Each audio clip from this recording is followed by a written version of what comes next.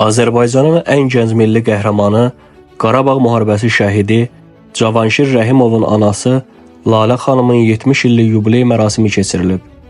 Mərasimdə Suraxanı rayon icra hakimiyyətinin başçısı Adil Əliyev, Yeni Azərbaycan Partiyası Suraxanı rayon təşkilatının sədri Vüqar Seyidov, Milli Məclisin deputatı Qaya Məmmədov, rayon icra hakimiyyəti başçısının müavinləri və şöbə müdirləri, digər qonaqlar iştirak ediblər.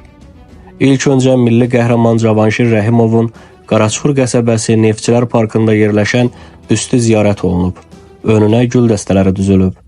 Lalə xanımı yubiley günü münasibətilə təbrik edən rayon icra hakimiyyəti başçısı Adil Əliyev ona can sağlığı, uzun ömür, xoşbəxt günlər arzulayıb.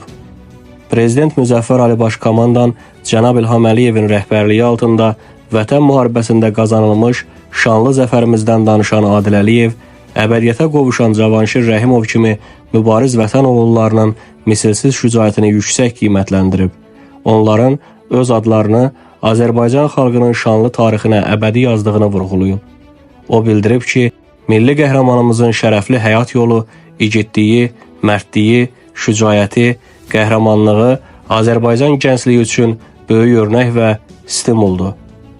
Mərasimdə iştirak edən Yeni Azərbaycan Partiyası Suraxanı rayon təşkilatının sədri Vüqar Seyidov, Milli Məclisin deputatı Qaya Məmmədov Lalə xanımı yubiley münasibətilə təbrik edib, ən xoş arzularını çatdırıblar.